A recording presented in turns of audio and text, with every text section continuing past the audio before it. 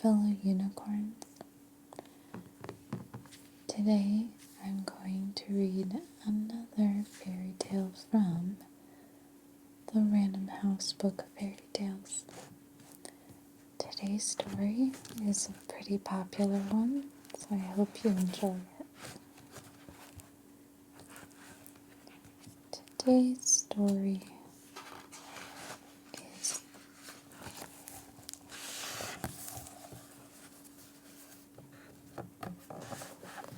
none other than Snow White by the Brothers Grimm. This is a classic story, so I'm really excited to share this with you.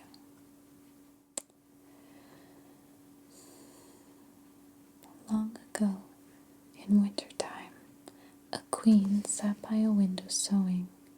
The snowflakes swirled down through the sky, past the frame of the window, which was made of black ebony. Suddenly, the queen pricked her finger with the needle, and 3 drops of blood fell upon the snow. The colors were so strong and beautiful that she thought at once, if only I could have a child as white as snow, as red as blood, and as black as ebony. Soon afterward, the queen gave birth to a daughter who was white as snow, red as blood, and had hair black as ebony. She was called Snow White, and when she was born, the queen died.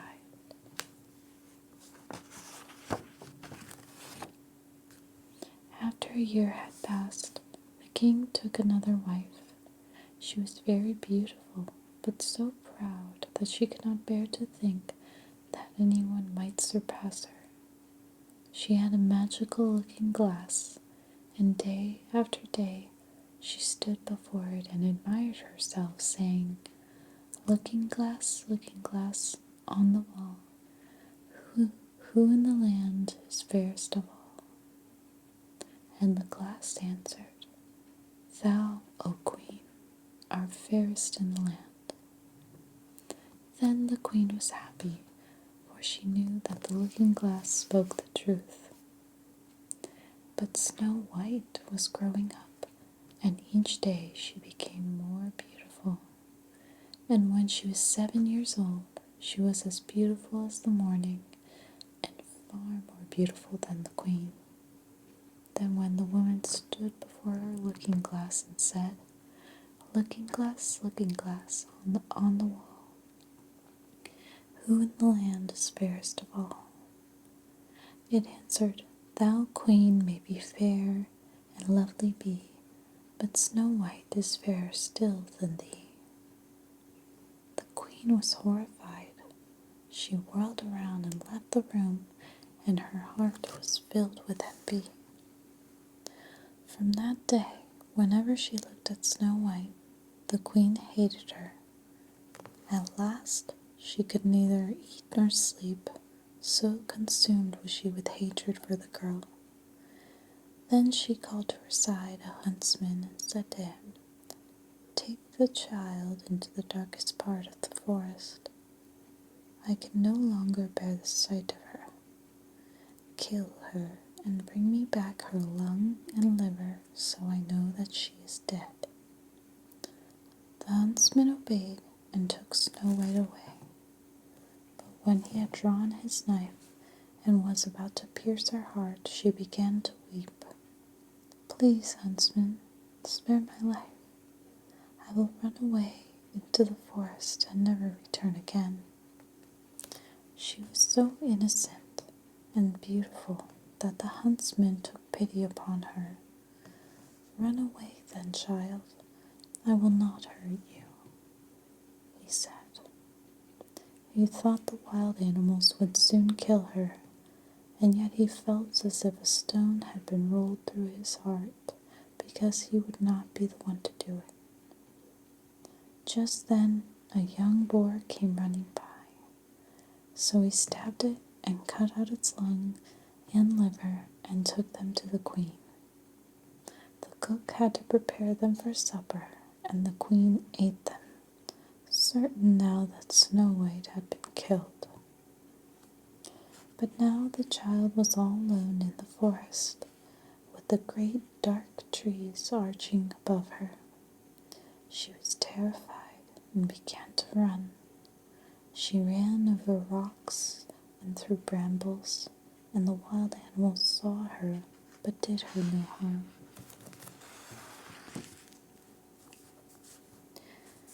She ran as long as she could, and as far as she could, and at evening she saw in the distance a little cottage with sparkling windows and a red-tiled roof.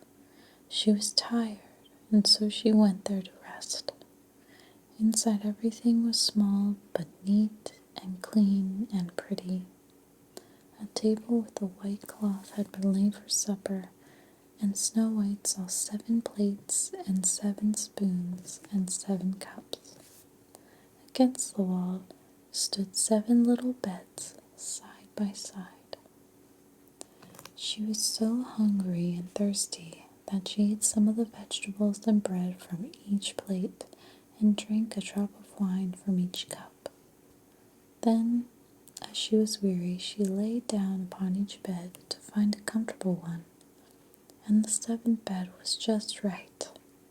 She pulled up the white coverlet and soon fell fast asleep. When it was dark, the owners of the cottage returned. They were 7 dwarfs who mined for copper and gold deep in the mountains. They lit their 7 candles and saw that someone had eaten their food and drunk their wine and lain upon their beds. And when the 7th dwarf came to his bed, he saw Snow White sleeping there. He called to the others, and they gathered around and held up their candles so that the light fell upon her face. "Oh, what a lovely child," they said. Then they did not wake her, but let her sleep undisturbed. The 7th dwarf stayed with the others, 1 hour in each bed until the night was gone. At dawn, Snow White awoke.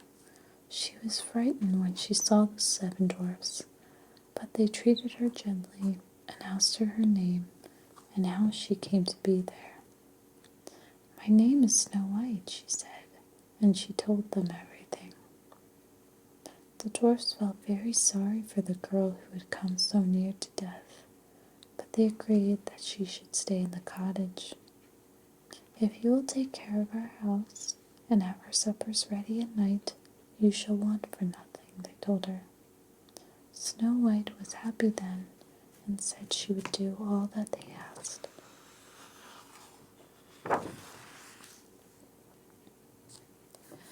Each morning they went off to their work in the mountains, and each evening, when they came back home, the supper was hot and the house was sparkling. But the dwarfs warned Snow White that she would be alone all day and must let no one in. "Beware of your stepmother," they said. "She will soon know you are here, and then she will come after you." Although the queen believed Snow White was dead, it was not long before she went again to her looking-glass and said, looking glass on the wall, who in this land is fairest of all?" And the looking-glass answered, "Over the hill where the 7 dwarfs dwell, Snow White is there, alive and well, and none is so fair as she." Then the queen knew that the huntsman had betrayed her, and Snow White was still alive. Her envy sprang up again, stronger than the first time, and so she determined to kill the girl herself. She thought and thought about how to do it, and then she painted her face and dressed herself as a peddler woman.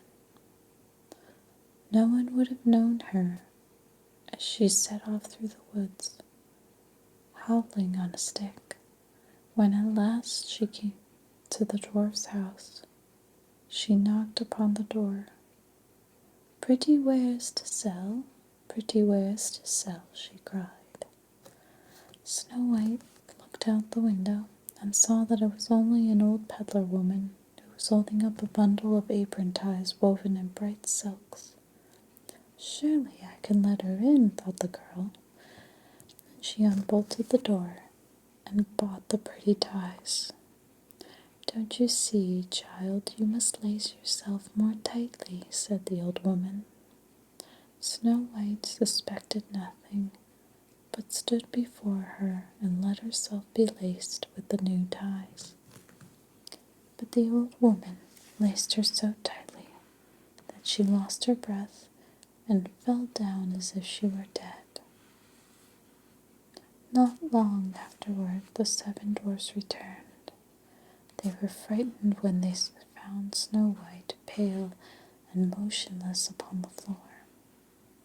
But as soon as they lifted her up, they saw that she was laced too tightly, and they cut the ties with a knife.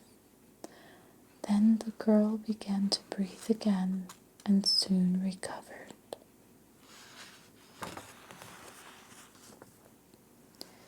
When she told them what had happened, they said, "But the old peddler woman was the wicked queen who would do anything to be rid of you. Be sure to take care and let no one in."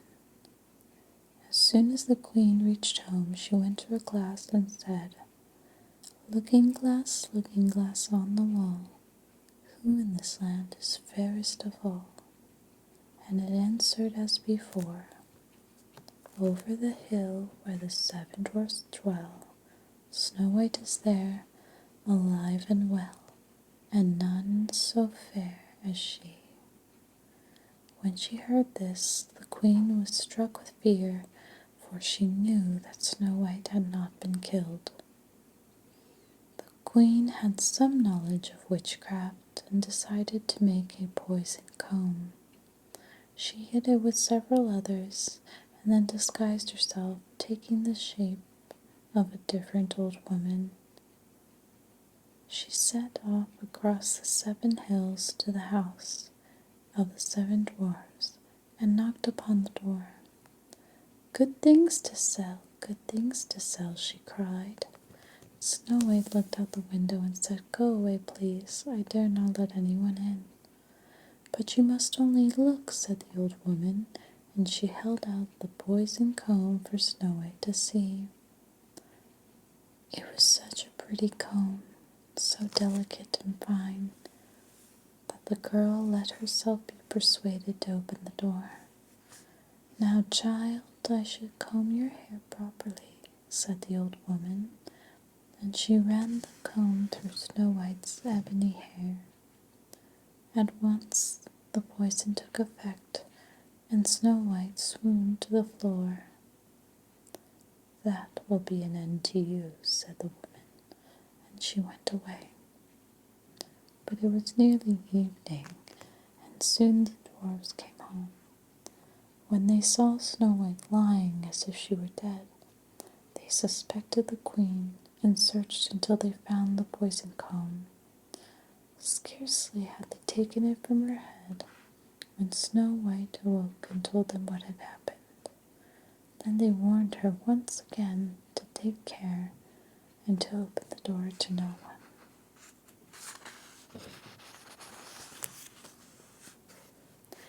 The queen at home went to her looking glass and said, looking glass on the wall, who in this land is fairest of all?"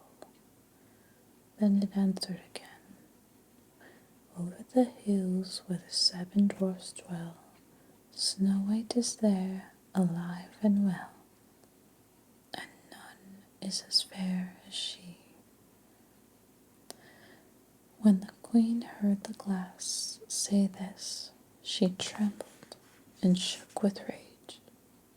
"Snow White must die," she cried, "even if it costs me my life." She went into a secret room high at the top of the palace where no one ever came, and there she made a poisonous apple. The shape was perfect, and on the outside showed red and white. It was so tempting that anyone who saw it must long for it, but whoever ate a piece would surely die. The queen dressed herself as a peasant's wife and painted her face. Then she went over to the 7 hills to the 7 dwarfs' house and knocked upon the door. At once Snow White looked out the window and said, "I dare not let anyone in. The 7 dwarfs have told me not to." "I shall stay outside then," said the peasant woman. "Only taste one of my apples. They are so fresh and sweet." "No, I dare not take it," said Snow White. "What? Are you afraid of poison, you silly child? See, I will cut the apple in two. You should have the red part, and I will take the white." The apple was so cleverly made that only the red part was poisoned. But when Snow White saw that the peasant woman was unharmed, she could resist no longer, and she held out her hand for the fruit. The moment she bit into it, she fell dead upon the ground. The apple's poison had done its work. White as snow, red as blood, black as ebony, the queen cried. "This time, nothing can save you." When she went home, she said to her looking glass, "Looking glass, on the wall, who in this land is fairest of all?" It answered, "Thou, O queen, art fairest in the land." And at last her envious heart was glad. In the evening the dwarfs found Snow White lying on the ground. She did not breathe or move, and though they undid her apron ties and washed her face with wine and water, it was no use. The child was dead. So they laid upon a bier, and all 7 watched and mourned her for 3 days' time. They were going to bury her, but her black hair shone, and her cheeks were red and pretty as if she was still alive. "We cannot hide her in the dark ground," they said, so they had a coffin made for her of transparent glass. They laid Snow White in it, and in golden letters they wrote her name, and that she was the daughter of a king. Then they put the coffin out upon the hill, and took turns watching it, one at a time. And the birds came too and mourned Snow White. First an owl, then a raven, and at last a dove. Snow White lay for a long, long time in the coffin as she did not change, but looked as if she were only sleeping. For she was even now white as snow, red as blood, and black as ebony. Then it happened that a king's son came to the forest and saw the coffin upon the hill. He knelt down before the beautiful Snow White and read the golden letters. Then he went to the dwarfs and said to them, "Give me the coffin, for I cannot live without Snow White. I will care for her coffin and keep her always as my own." But the dwarfs would take no gold. But when they saw that the king's son was suffering for the love of this girl, they had pity upon him and allowed his servants to carry the coffin off. As they were traveling through the forest, the servants stumbled over a tree stump. All at once the poisonous bit of apple that Snow White had eaten came up from her throat. A few moments later, she opened her eyes and was once more alive. "Where am I?" she asked, looking about her. "You are with me," said the king's son, and he told her how it had come to pass. "Please stay with me, and we shall be married. I love you more than anything, upon this earth. Snow White agreed and went with him to his father's palace. All of the people from the king's lands and the lands that bordered upon it were invited to the wedding feast, and among these was Snow White's stepmother. When she had dressed herself in her most splendid gown, she went before the looking-glass and said, looking glass on the wall, who in the land is fairest of all? And the glass answered, Thou, Queen, are the fairest here I've seen, but fairer still is the new-made Queen. When she heard this, the Queen uttered a curse, but her envy and curiosity were so great that she went to the wedding feast to see her rival.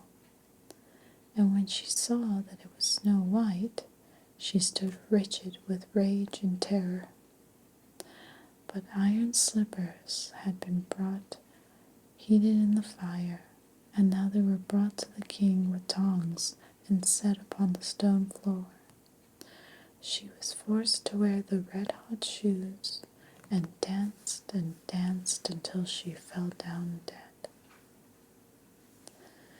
So, that's the end of Snow White. And there's a lot of interesting things to unpack about the story. First, that's a pretty intense way to die for the queen, but I guess she deserved it. Secondly, I think we're skipping over Snow White's age. She's only 7 years old, and that's pretty young to be a bride. Where does it say here? Yeah, it says, and when she was 7 years old. So, she got married between 7 and 8 years old, that's crazy. Probably not crazy for that time, for medieval times, but certainly that's rather young. And I also have a question, just where was Snow White's father during all of this? I understand that her mother passed away during childbirth, and then here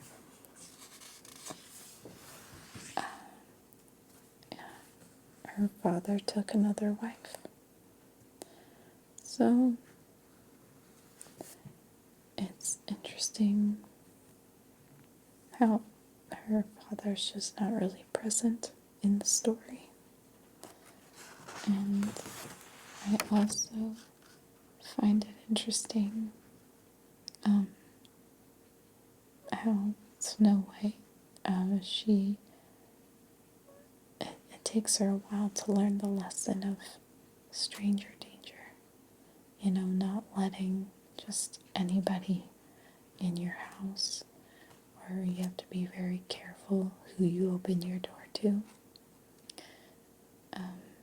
Sometimes people might present themselves as like a salesperson or a mailman or something, but you never know. You can never be too careful.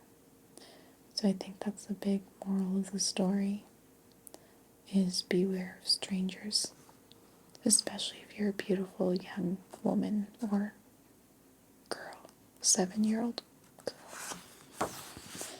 And the other thing, I love this illustration. It's so beautiful. But I also found it interesting that the prince was just going to take her coffin and take her with him. And if she was dead, it's like, what do you want her for? So I just have a lot of interesting questions about this story or this version. So, those are just my thoughts. But I definitely love it. I think it's a classic. I definitely love the Disney version as well. So, it's really interesting. And here, I just think she looks so ethereal in this coffin and beautiful. But she definitely looks a bit older than 7 in this picture. But they don't say that much time has passed. So, oh well. Anyways.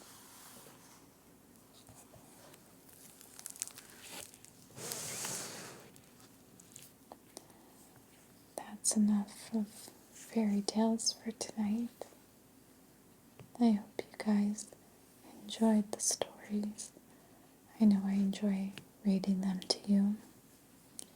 If you have any other stories or things, ideas for videos that you'd like me to create, please let me know in the comments below. And please also like and subscribe if you like this video. Give it a thumbs up or subscribe to my channel, because I actually got off of social media besides YouTube. So I don't promote my channel on any other platforms or anything like that. So